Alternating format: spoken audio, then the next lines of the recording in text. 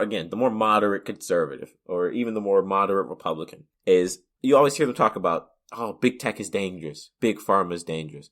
What the hell do you think got us here? Free, unregulated capitalism got us to this point where these major companies can exploit individuals for revenue. That's all that capitalism has ever been, and ours is different. You know, it was poor and rich, and then it turned into black and white in America, and in part it's still black and white, but it's just poor and rich all over again. Where big corporations take your data and sell you off because you as an individual aren't important. That's what capitalism is, people. Free market, unregulated capitalism does that. Where major corporations, Google can suppress politicians by allowing their search results to show up. They can suppress their competitors by Google already does it. Facebook does the same thing. Don't advertise your competitors on your platform, right? But they're bigger, and the market has chosen to continue to go to these places. And so they just keep getting bigger. And then we go, wait a second, especially conservatives, there's nowhere I can voice my opinions. You know, Twitter keeps censoring me, or they keep stealing my data. Well, hell, you let them do that. Capitalism let them do, like unregulated capitalism let these companies get to this point. Pharmaceutical companies can sell your DNA. Unregulated capitalism. First, they exploit your labor, and then when they can't exploit your labor, they just sell you. For free! You give it to them for free. They don't have to fight people for it. You know, before you have to keep a whole group of people suppressed. Like, by literally beating them. Now you just keep people dumb. and convince them that the form of government that they support is really beneficial to them. It's not. And governors, it's ironic too, as Republican governors are starting to have a problem with these major corporations as well, but like they also allowed this to happen. Same thing with moderate Democrats. It's like, Facebook has too much power. But yeah, you gave it to them. Y'all gave it to them because, capitalism's freaking fantastic. The libertarian branch of capitalism is even worse. Jesus. But, so like, I get the criticisms and I think they're valid. Because this is what we've gotten to now. Except, now it's not just black people suffering the most from it and Asians suffering the most from it. It's freaking white people suffering a lot from it too. So now there's a problem, I guess.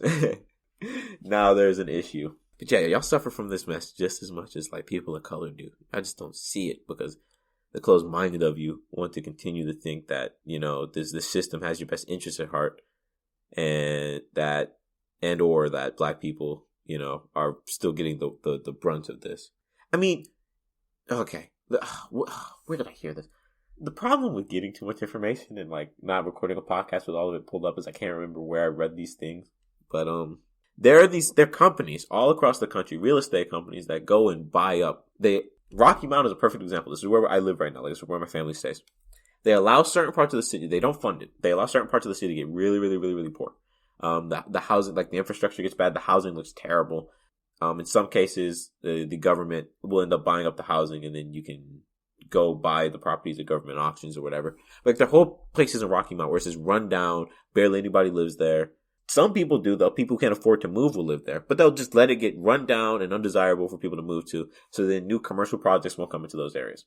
Then major corporations will go and buy up all the properties. There are companies with over 600 properties like in assets that they'll buy up in bulk. They'll buy up huge amounts of property in bulk. They'll fix it up. They'll clean it up. If you still live there and you can't afford to move out and your government has forgotten about you, they will kick you out of your home. So now you're like out on the streets without your home. They'll buy up all this property. They'll fix it up. Then they will sell it back at these premiums that you cannot afford. So then both of you people come up. That's capitalism. That's what capitalism does. Except they used to just do this to black people. They don't just do it to black people anymore. Although they've been doing it for white people now, to white people now for 50, 60 years, roughly. It's like increased how much it happened. Like big trailer parks, huge trailer parks with like hundreds of trailer parks, maybe even a couple thousand trailer parks on the land, will be owned by these major corporations that wasn't like, you're stuck. Like, you can only buy it from them because they've bought out all of that land that was like once belonging to the people. So then you don't have any ownership of anything. Unless you're already rich, which, let's face it, most Americans aren't. Most Americans are broke, especially if you went to college. Then you're stuck while these major corporations exploit you. Capitalism. That's what that is. Even our American first 45th president, America First, right? And all of his Republican cronies who hate unions so much unions would actually like benefit the American worker. We always talk about American made, but the first thing many of these companies do is they go, oh yes, American made, as in it's made in America because we came up with the idea and we manufactured the first couple of batches. Then we went overseas to another country and got it produced really cheap. And now we can't hire that many people because, we don't want prices to go up for the consumer. Like, and like Trump's own products were made in. People got on AOC's back for selling, like Fox News got on AOC's back for selling a shirt that was like $60. That's what union made products look like, baby. Those suckers are expensive. You wanna know why? Because it's expensive to live in America. And those union workers gotta eat. So if we want American, like, made from, like, all the way from harvesting the resource to manufacturing the resource to producing and selling the resource, all of that being done in this country for all of the products, never going overseas to do it. Oh yeah, prices go up. But that's the only way you can make more money. So then as the worker, sure, you get a great benefit. But then as the consumer who loves his cheap capitalism so much, you put those people out of business.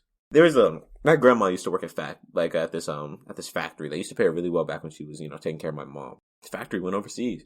600 people got laid off, including my grandma. So my grandma had to go working like 2-3 jobs. And we celebrate people who work 2-3 jobs.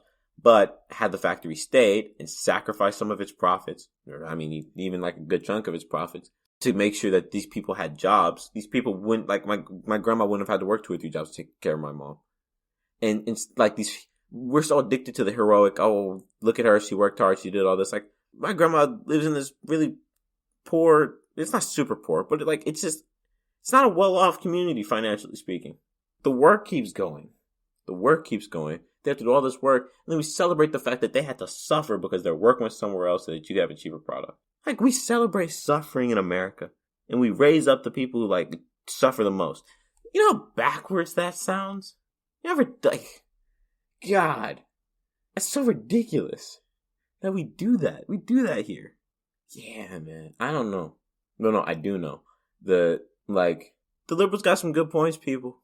If you identify as conservative, branch out of your bubble a little bit and read, but don't read surface value. Look deep for the connections and you'll start to see it. There's so much. How much will America have to hurt white people? Especially the poor white conservative people before they start to go, maybe these people aren't for us. It's so weird.